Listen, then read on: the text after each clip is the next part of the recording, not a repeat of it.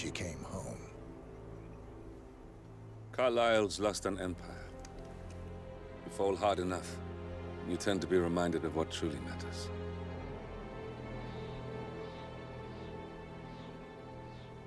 So, the end of the line. You ready for this? Are you? Who will you be, without a score to settle? I guess the world's most wanted fugitive will have to do.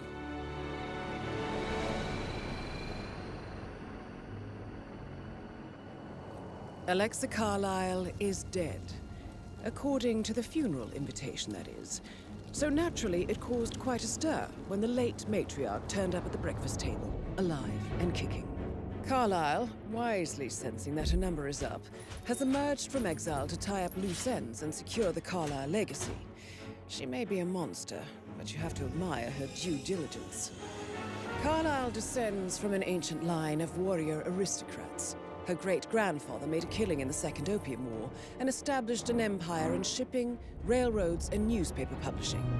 While largely unknown to the public, the family still asserts its quiet dominance over global transport and logistics, media, and technology.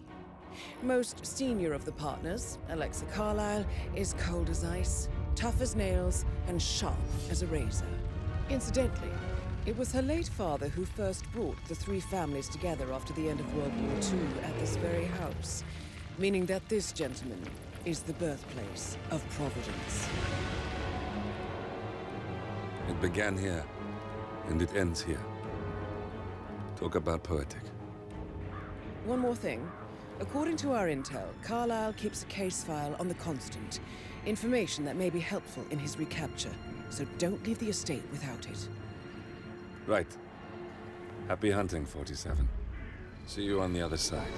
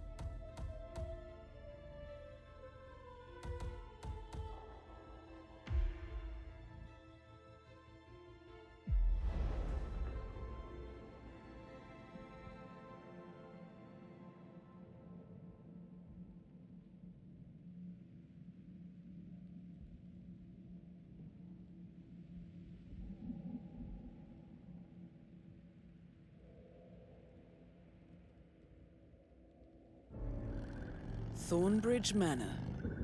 The Carlyle family's home for countless generations. The Revenant Alexa Carlyle and her 3 adult children, younger brother Zachary, grandson, and daughter-in-law, are all gathered to conduct Carlyle's sham funeral. Curiously, Carlyle summoned a famous London PI soon after arriving this morning, but his purpose at Thornbridge is yet unclear. Now, the target knows that you're coming, and her guard detail is top-notch. So Mr. Gray will secure their nearby field HQ and intercept all calls going in and out of the estate. Any appeal for backup is going to fall on very deaf ears. Good luck, gentlemen.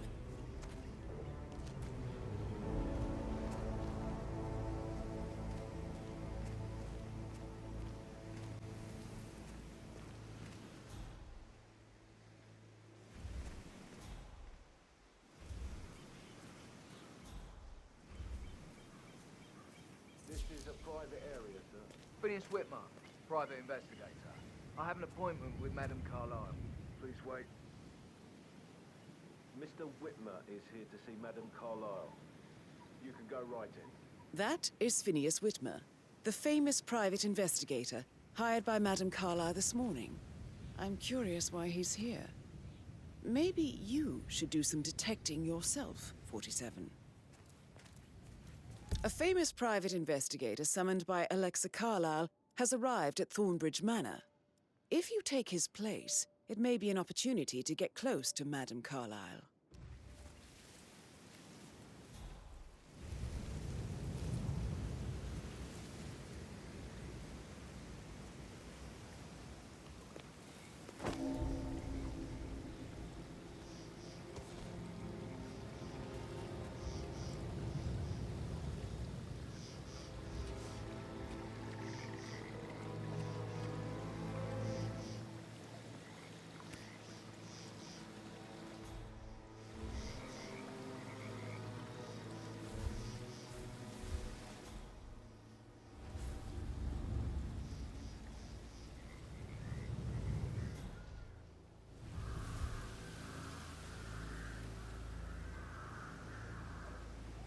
Mr. Whitmer, thank God you're here.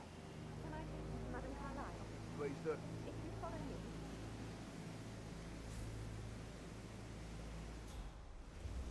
I know I oughtn't say anything, but I'm so relieved you're here. Everything's just so strange. Preparing for Madame's funeral, and then she turns up alive. But then the awful business with her brother Zachary, and all this security. I've never seen a place guarded like this, and I dare say I don't like it at all.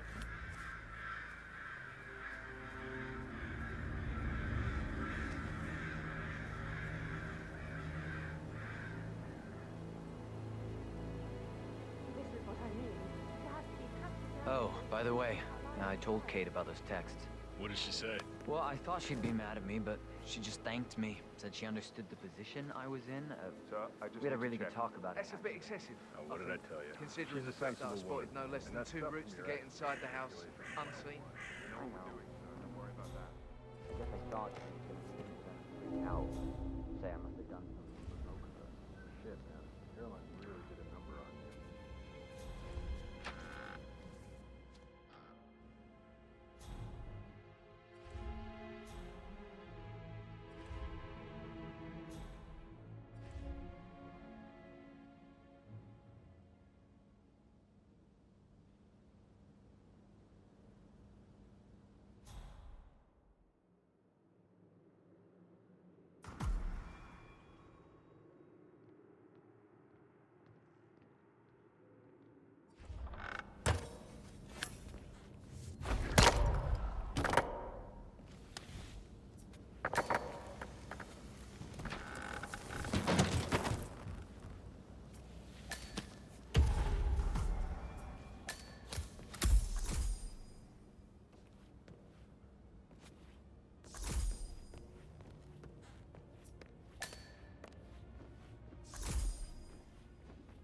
Mr. Whitmer, thank you for coming on such short notice.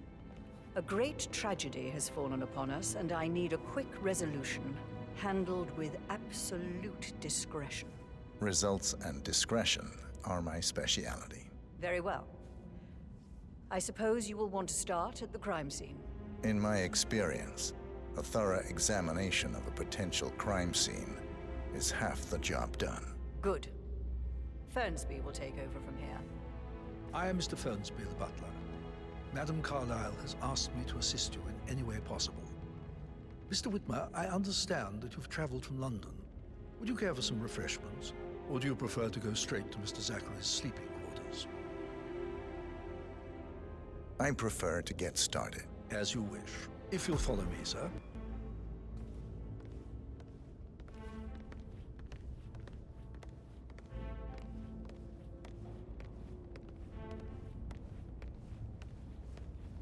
I feel obliged to point out that current affairs surrounding Madame Carlyle are of a delicate nature. You may be familiar with the recent announcement of her death.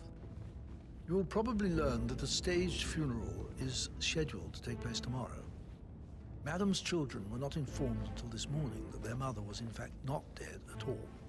So please bear with them if they seem affected by the rather unusual situation. Looking good.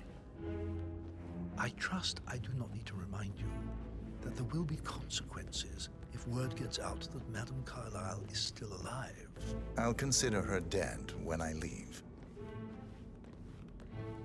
Before you inspect the crime scene, I will tell you this. The case concerns the death of Mr. Zachary, Madame Carlyle's younger brother. He was found dead in his bed this morning. The door was locked from the inside, and a suicide letter was found in his room. However, Madame Carlyle suspects foul play and will not accept that he took his own life. I've prepared some information for you, so please do come and see me when you've finished your investigation of the crime scene. This is Mr. Zachary's room, to my right. A locked room murder mystery, 47. I trust you'll get to the bottom of this.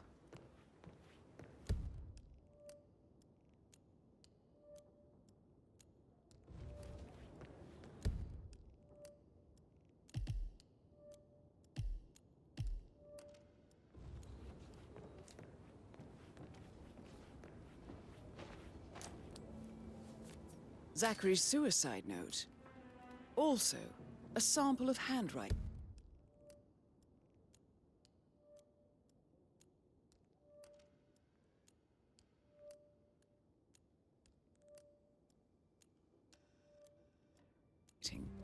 It could be relevant to compare to other samples to establish its authenticity. Why don't you use your camera to scan the dead body, 47?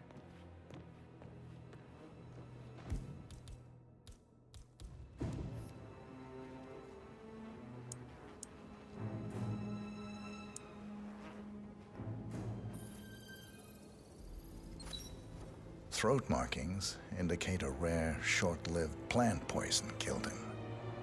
Spread shows time of death at around 10 o'clock last night. You do know your poisons, 47.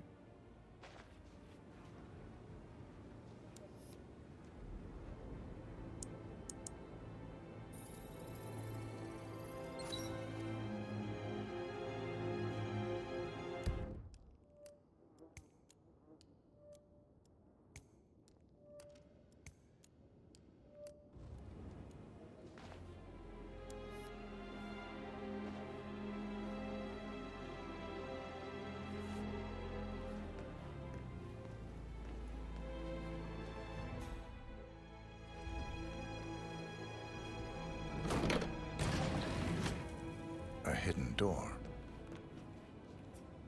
It's a secret passage. This could explain how the door was locked from the inside. A photocopy of the floor plans. Somebody's been researching the secret ins and outs of Thornbridge Manor. I believe you've done a thorough search of the crime scene, 47. Maybe it's time to see the butler. I'm curious about the information he's prepared for you.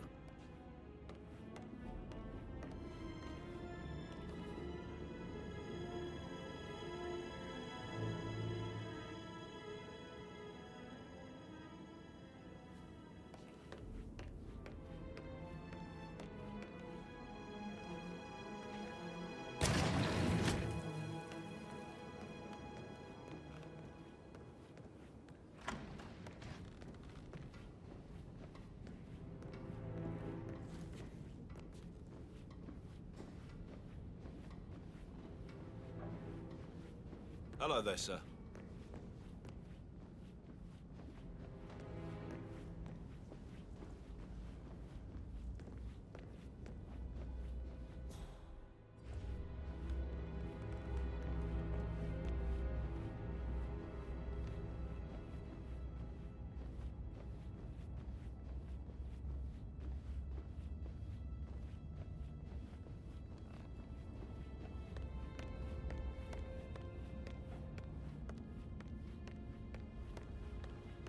How's everything coming along, Elaine?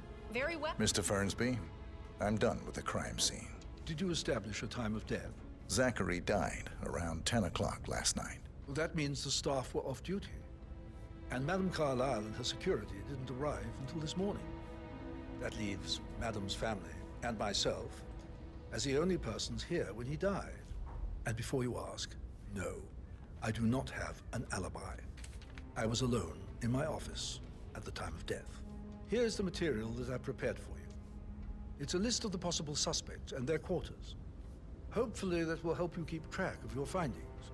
Please come and see me when you've solved the case, and I will take you to Madame Carlyle. Very well. This is very useful information, 47.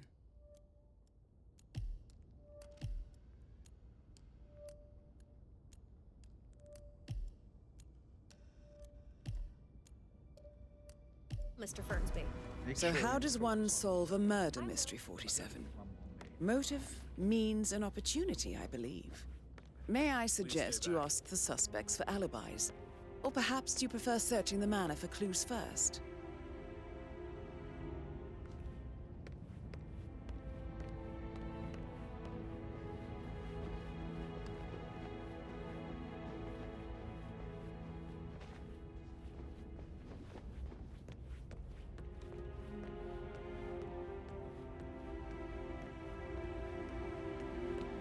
That is the door to Rebecca's room.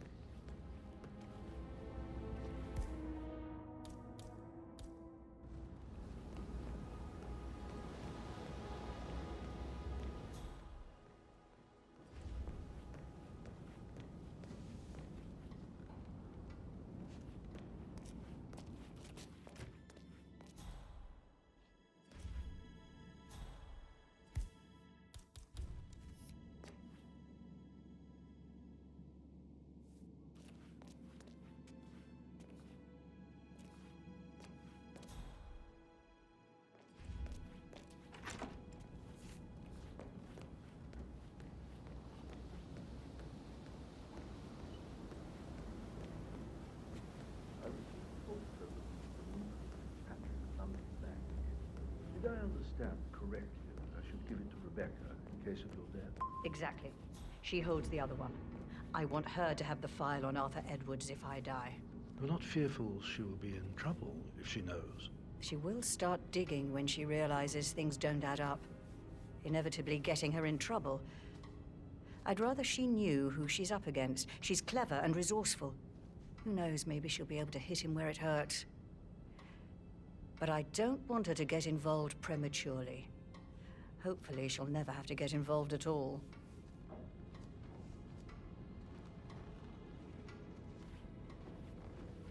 You faced great obstacles too, I know. We will persist. My duty.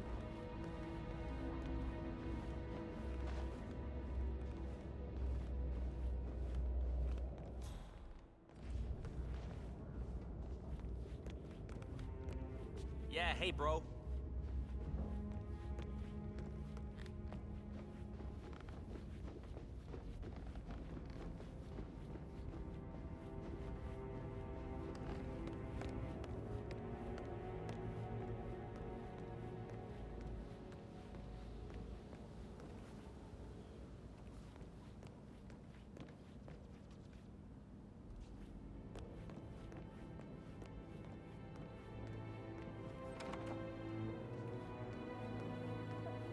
Gentleman.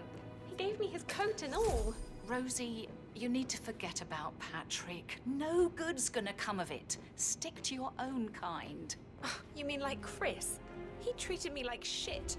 All he wanted to do was play his stupid video games, never any romance. I deserve romance. Hello. Rosie, tell me what you did last night. I'm in trouble, aren't I? I spent the evening with Patrick. We met after dinner and I went home at 1 in the morning. He said he needed someone real to talk to. When he looks at you, it makes you feel like the center of the universe. Like a real princess. But now he just ignores her. Well, he's under a lot of pressure. He's an idiot. That's what he is. Did you notice anything out of the ordinary? Any strangers outside the house? No, we saw no one outside. Except Patrick's mother, Emma. We were sitting on the bench behind the greenhouse talking when she came out and we had to hide. You won't tell her about me and Patrick, will you? She'd insist Madame Carlyle fire me. I'm sure of it. Too right she will. She's always going on about how things will change once she's in charge of Thornbridge Manor.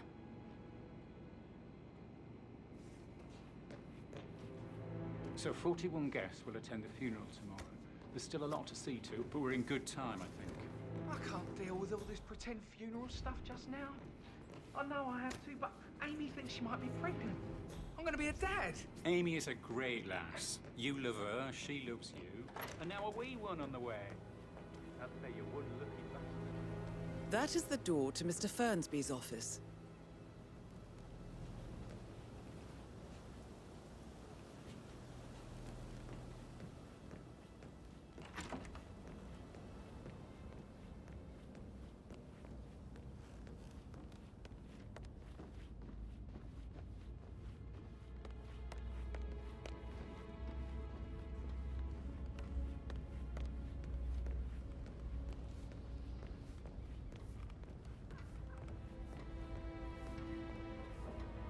Yo, man, what's up?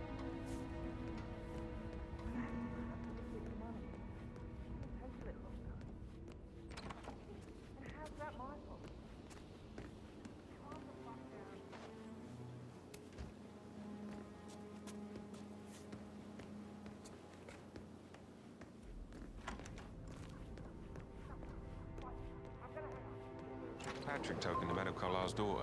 Rebecca? Yes. She's insistent, that one. She kept asking all kinds of questions. Who had the other one? Why I gave it to her, that sort of thing. You did make sure she didn't see you give the other one to the butler? Of course.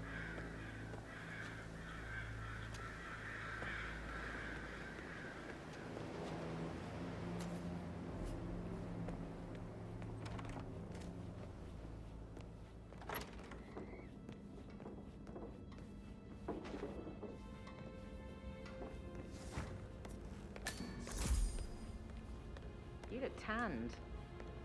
I bet Mother spent the last week at her Cyprus estate. Am I right? I'm not at liberty to say, ma'am. Oh, come on. I need to know what's going on. This affects me too, you know. Rebecca Carlisle, can you tell me about yesterday evening? We don't really see much of each other, my brothers and I. I suppose it takes our mother's funeral to bring us together, and even then, it's not like we sit on each other's laps. Now, let's see.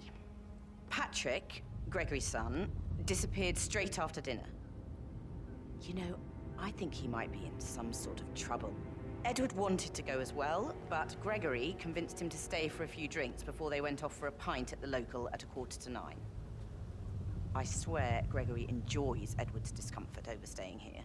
I had a conference call with my New York office at 9, so I spent 3 hours on my laptop in my room and went straight to bed afterwards. I don't know about Emma.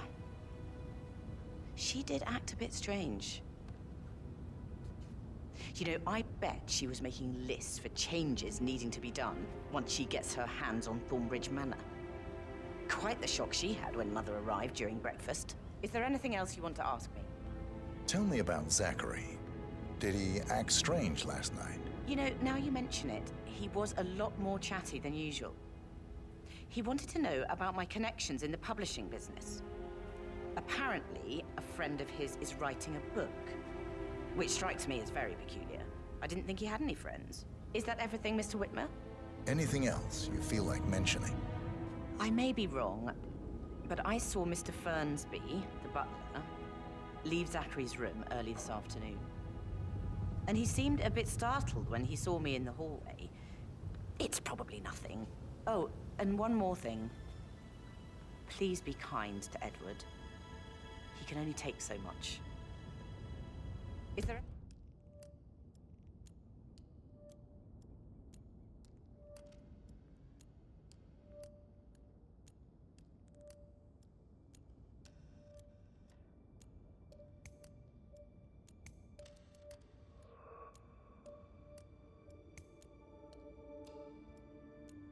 Anything else you want to ask me?